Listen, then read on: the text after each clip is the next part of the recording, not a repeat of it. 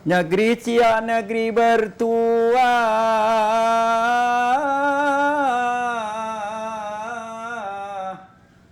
istananya berdiri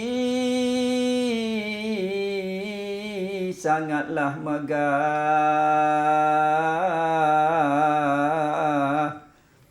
Garudanya melambai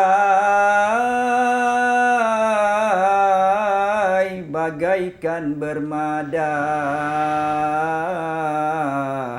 Kota Siak di tepi sungai.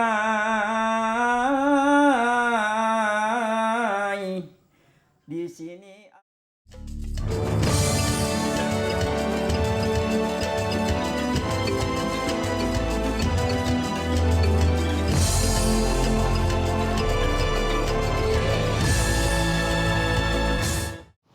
Ya pemirsa, salam tim potret dari Negeri Istana Siak, Provinsi Riau. Ya, tanah ini sempat menjadi pusat kerajaan Melayu Islam terbesar di Provinsi Riau. Maka tak akan Melayu hilang di bumi Siak. Peradaban masyarakat Melayu yang sudah ada sejak lama meninggalkan sejarah warisan yang begitu mengagumkan. Tidak hanya itu pemirsa, ternyata kearifan lokal dan hasil alamnya juga sangat kaya dan begitu melimpah. Lantas seperti apa kekayaan dari tanah Siak ini? Jangan kemana-mana karena inilah potret berkat bumi beradat.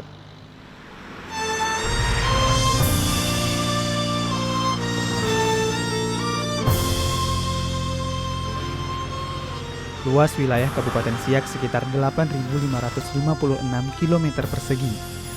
Di bagian timur wilayahnya terdiri dari dataran rendah, sebagian lagi berupa dataran tinggi di bagian barat. Kalau bicara soal riwayatnya, tahun 1999 Siak berkembang menjadi sebuah kabupaten, bentuk pemekaran dari daerah Bengkalis. Tanah ini dihuni 400.000 lebih penduduk yang mayoritas bersuku Melayu. Siak dianugerahi kekayaan alam berupa tasik dan danau yang tersebar di beberapa wilayah. Di antaranya, ada yang digunakan sebagai jalur transportasi air maupun aktivitas perhubungan lainnya. Sungai ini masih memegang rekor sebagai sungai terdalam di Indonesia.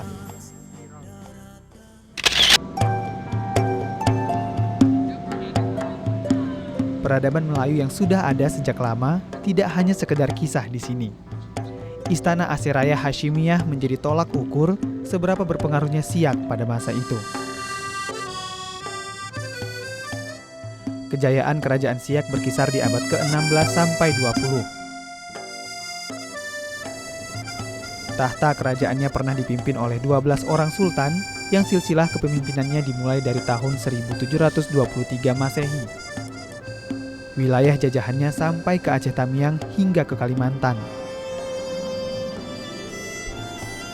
Kini, istana yang juga dikenal dengan nama Istana Matahari Timur ini difungsikan sebagai museum.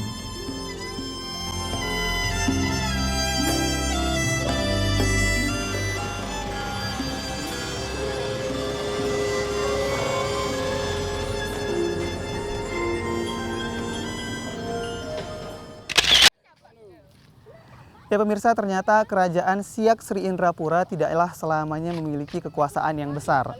Kedaulatannya mulai terkikis yaitu di penghujung abad ke-19. Nah, ini ditandai dengan dipaksanya Kesultanan Siak saat itu untuk menandatangani perjanjian bahwa wilayahnya masuk ke dalam daerah perlindungan Belanda. Nah, saat itu status Siak hanya setingkat dengan Kewedanan atau mungkin sekarang setingkat dengan kecamatan. Nah, selain itu juga ternyata daerah Bengkalis ternyata sudah masuk juga ke dalam Keresidenan Riau. Nah, hari ini kita akan lihat juga seperti apa sejarah Belanda yang sempat mewarnai sejarah kerajaan Siak Sri Indrapura ini. Jangan kemana-mana, tetap di Potret.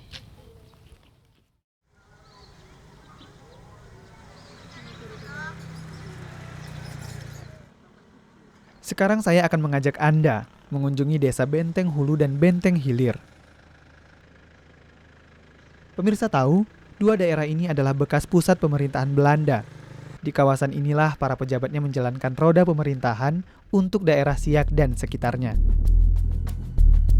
Tepat di desa Benteng Hilir, saya mendapati bangunan tua berupa pos tangsi atau markas militer. Komplek bangunan ini dulu digunakan sebagai tempat perlindungan dan pertahanan bagi mereka.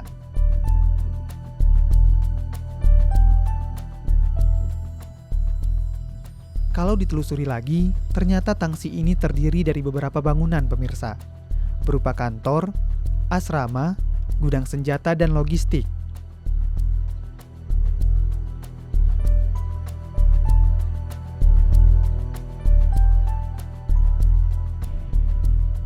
Namun selain itu, tangsi ini juga difungsikan sebagai rumah tahanan bagi para pribumi yang melakukan pemberontakan.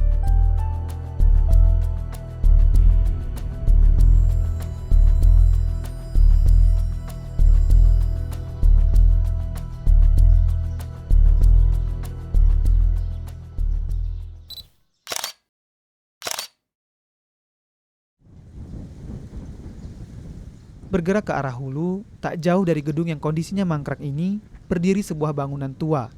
Kali ini bangunan pembesar Belanda, controller. Kalau dalam sistem peradilan era Hindia Belanda dulu, controller ini adalah para penasihat kerajaan yang ditugaskan oleh pemerintah pada saat itu.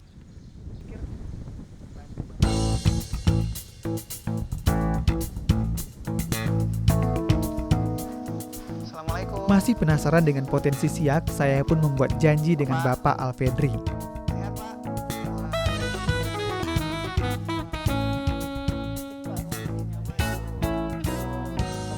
Seperti apa sih pemerintah Kabupaten Siak sendiri menghargai sejarah yang sudah ada nih di tanah Siak sendiri, Pak? Pemerintah Kabupaten Siak yang menghargai akar sejarah budaya Melayu dan adat istiadat ini, kami pemerintah Kabupaten Siak bersama Bupati tentunya mengembangkan dan melestarikan kebudayaan Melayu ini.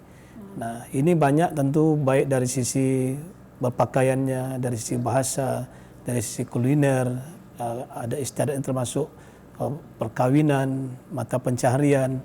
Nah, ini tentu banyak kesananya yang patut kita kembangkan. Nah, sehingga ini juga Siak yang merupakan kerajaan Melayu yang kita tahu kan bahasa Indonesia juga, yang sekarang kita pakai sebagai bahasa pengantar ya. Nah, bahasa resmi di negara kita ini kan berasal dari bahasa Melayu yang tentu termasuk bahasa Melayu yang ada di kerajaan Siak Sindrapura dulunya. Nah, sehingga ini tentunya kami berkomitmen pemerintah Kabupaten Siak ini mulai dari rencana pembangunan jangka panjang ingin menjadikan Siak ini menjadi pusat budaya Melayu di Indonesia. Dan ini juga tertuang di dalam RPJMD setiap 5 tahunan. Nah, 5 tahun ini RPJMD 2016-2021 yang sudah diperdakan, ini kan visinya terwujud masyarakat Kabupaten Siak yang maju dan sejahtera di dalam lingkungan masyarakat yang agamis dan berbudaya Melayu. Jadi Pak, kalau misalnya bicara tentang kampung adat Pak ya, dari nama saja sudah berbeda nih Pak ya penobatannya. Nah, apa nih Pak kira-kira yang spesial dari kampung adat ini sendiri Pak? Nah, tentu kampung adat ini kita lihat dari sejarah, dari akar budaya, dan kemudian juga interaksi sosial, tatanan kehidupan di masyarakat.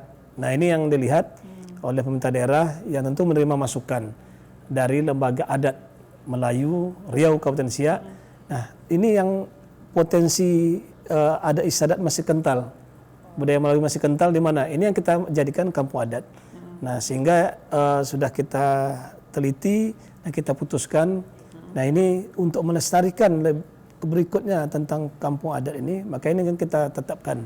Salah satu seperti Kampung Tengah. Seperti apa nih cara menjaga semua sejarah dan warisannya ini agar tetap hidup di masyarakat dan tidak luntur nih Pak sama zaman begitu? Nah, yang pertama tentu selain kita sudah menetapkan dalam visi, visi jangka panjang RPJP maupun visi jangka menengah RPJMD, termasuk ini dalam program-program strategis Pemda Siak untuk melestarikan budaya dan adat istiadat Melayu ini. Nah, kita juga tentu memayungi ini semua yang menjadi pedoman semuanya mulai pemerintah daerah, lembaga adat, tokoh adat, termasuk masyarakat. Ini tentu kita sudah menerbitkan Perda. Nah, Perda nomor 1 tahun 2015 tentang rencana induk kebudayaan Melayu. Nah, kemudian juga kita sudah menetapkan Perda nomor 14 2015 ini tentang berbahasa dan berpakaian Melayu.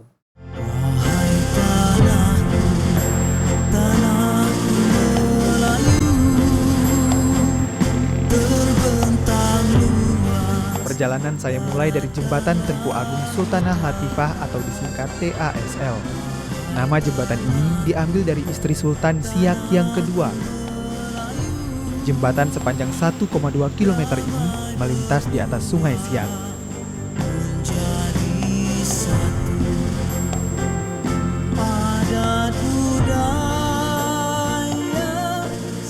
Menghubungkan dua daratan di bagian utara, yakni Kecamatan Siak, dengan bagian selatan, yaitu Kecamatan Mempura.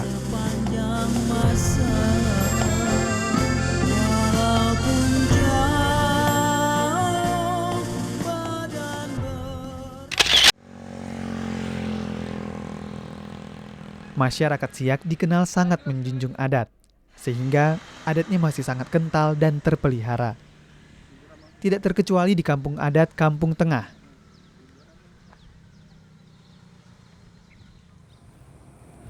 Kawasan pesisir Sungai Siak ini dulunya sempat menjadi pusat ataupun ibu kota kerajaan Istana Siak. Nah, itu berkisar pada tahun 1746 hingga 1765. Tentunya di bawah Kesultanan Abdul Jalil Muzaffar Shah atau yang saat itu diberi gelar Tengku Buang Asmara. Nah, selain itu pemirsa, ternyata daerah ini juga didatangi oleh para pembesar, yaitu ada 4 datuk berasal dari 4 suku yang pernah mendiami daerah ini. Nah, untuk itu seperti apa sejarah yang masih ada di kampung adat ini? Jangan kemana-mana, ikuti terus perjalanan Tim Potret.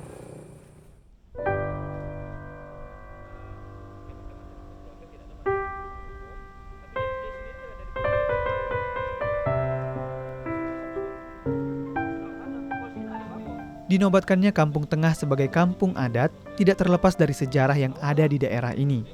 Lantas, seperti apa rupa sebuah kampung adat?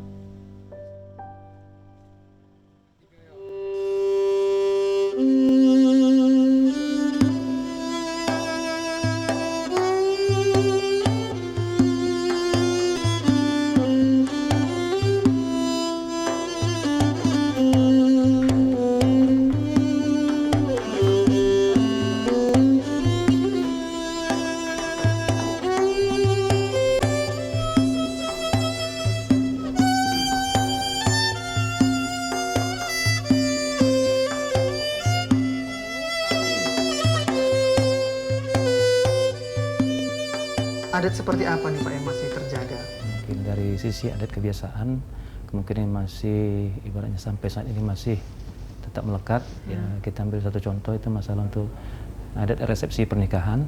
Nah, itu mungkin masih melekat. Salah satunya yang bisa kami kasihkan contoh untuk bisa publikasikan atau untuk kita ya sebagai pendukung. Mulai mungkin dari awalnya mungkin resepsi pernikahan itu mungkin dari merisi, habis itu tunangan, habis itu nanti rendah antar belanja, sampai mungkin di hari H.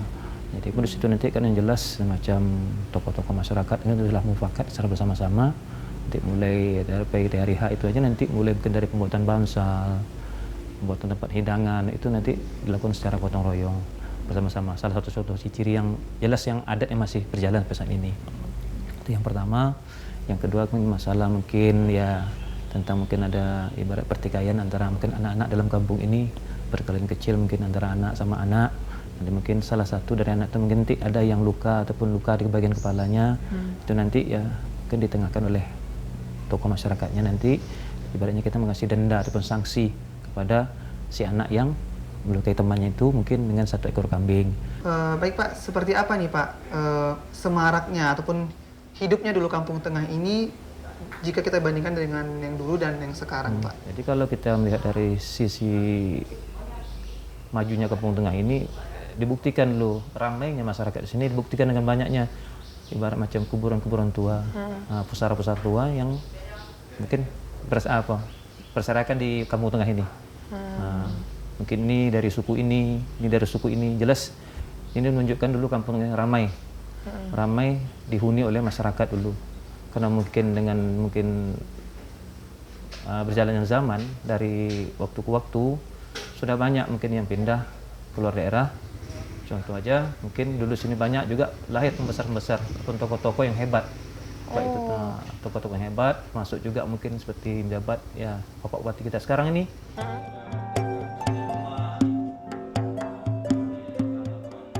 Rumah Datuk Pesisir ini dibagi atas beberapa ruangan. Tiap ruangannya dihubungkan dengan telo.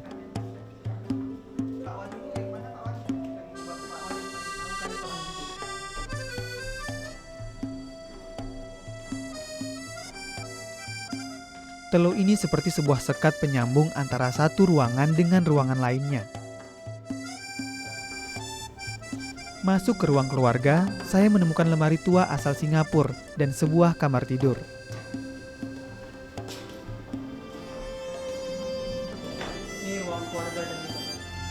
Kenapa hanya ada satu kamar tidur? Karena kamar ini hanya diperuntukkan bagi orang tua. Sedangkan anak-anak, menantu, dan cucu-cucunya tidur di ruangan keluarga. Begitulah kearifan lokal kala itu. Saya akui, saya cukup senang karena cagar budaya ini kondisinya masih terawat. Tapi sayang, rumah ini benar-benar kosong, pemirsa. Seandainya saja ada lebih banyak benda-benda peninggalan Datuk Pesisir di sini, pastilah paket perjalanan wisata sejarah saya akan jadi lebih lengkap. Meski begitu, di hari-hari tertentu rumah ini tetap saja ramai dikunjungi oleh wisatawan dan para penikmat sejarah Melayu yang datang dari berbagai daerah.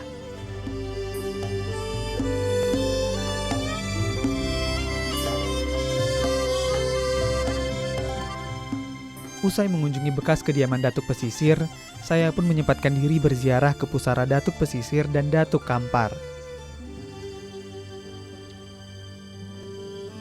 Jaraknya tidak jauh, tepat di depan situs cagar budaya yang barusan kita kunjungi.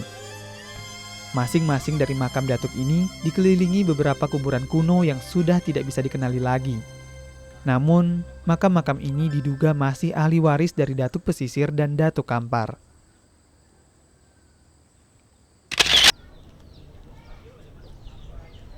Penobatan Kampung Tengah sebagai kampung adat berlandaskan Undang-Undang Nomor 6 Tahun 2014. Sebuah desa harus melestarikan adat, tradisi, dan budaya lokal. Sehingga pemerintah daerah Siak menginisiasi 8 kampung adat. Memperkuat ketahanan sosial budaya masyarakatnya dalam memelihara kearifan lokal.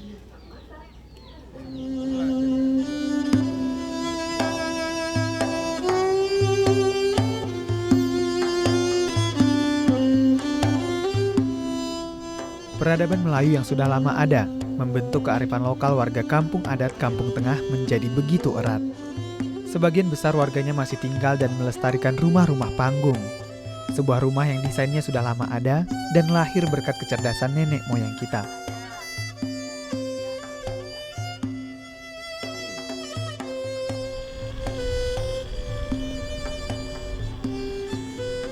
Tenunan Siak sudah ada sejak Siak masih di bawah Kesultanan Tengku Syahid Ali tahun 1784 sampai 1810.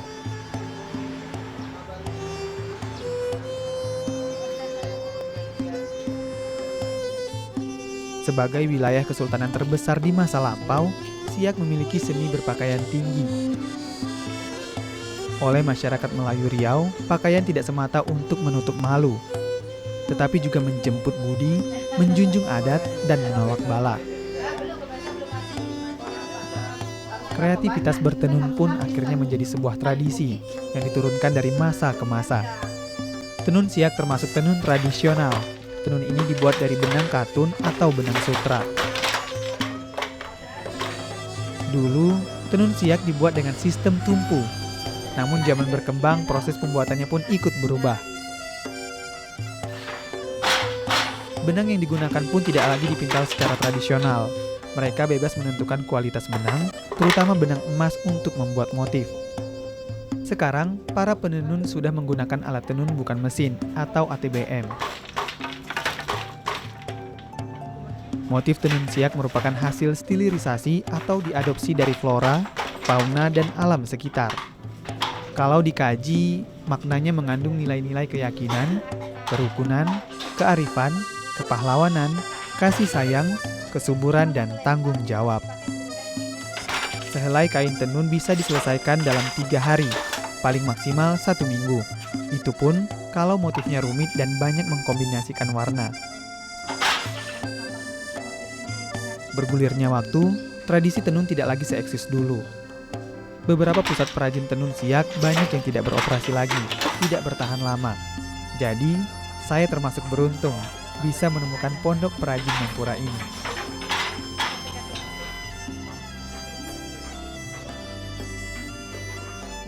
Pemirsa, ternyata masih ada satu keterampilan lagi yang dulunya hanya ada di kalangan putri-putri istana, yakni keterampilan menekat. Karena seni ini mulai berkembang pesat di abad ke-15, akhirnya menyebar sampai ke tembok masyarakat. Bahkan, sudah menjadi sebuah tradisi bagi orang Melayu Riau. Kerajinan tangan tekat ini pada dasarnya memadukan antara tekstil dengan pernak-pernik hiasan. Bentuk seni sulaman tangan ini adalah melekatkan perada emas pada bidang kertas atau kain yang sudah dipola. Untuk mempertegas bentuknya, selanjutnya dijahit lagi dengan benang emas pada bagian pinggirnya. Terakhir, ditambah manik-manik sebagai hiasannya. Tekat ini biasanya diaplikasikan pada dekorasi pelaminan dan dibentuk ke dalam berbagai souvenir. Meski tenun siak begitu khas bagi warga Melayu, ternyata kain ini juga begitu populer bagi kalangan masyarakat umum. Warna tabir merah, kuning, hijau khas Melayu yang begitu mencolok dan modifikasi kain yang beragam ternyata mencuri banyak perhatian. Bicara soal harga, angkanya cukup fantastis pemirsa. Berkisar dari 500.000 sampai 5 juta rupiah. Wow, bagaimana pemirsa? Anda tertarik? Ini dari Bu Feni sendiri kenapa sih masih mau nih melestarikan tradisi tenun siak, kemudian juga ada tradisi tekat nih Bu ya namanya ya?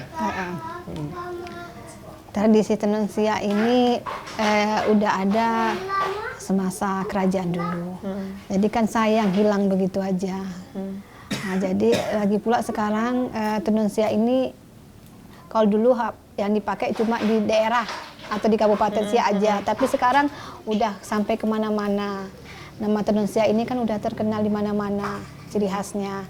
Jadi karena udah banyak peminatnya, saya kembangkanlah kain tenun siak ini. Kemudian apa sih Bu yang unik nih dari tenun siak sendiri dan tradisi tekat ini sendiri? Yang uniknya kita kan memakai motifnya, motif ciri khas kita.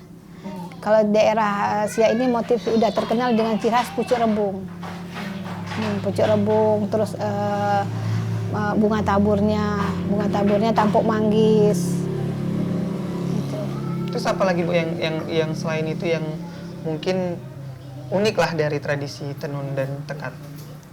Kalau tekat kan kita ngambil juga, ini kan tekat kita ambil dari tumbuh-tumbuhan juga motifnya. Ini bunga kundur, ini pucuk paku, kita perpadukan gitu kan.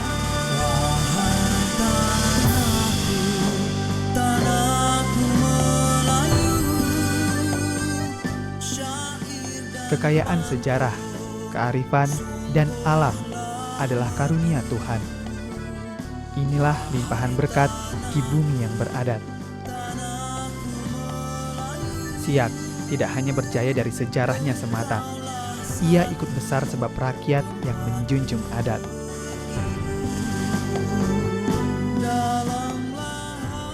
Selalu ingat, buka mata, hati, dan telinga. Karena ada banyak nilai berharga yang bisa menjadi potret bagi masa depan kita. Sampai jumpa.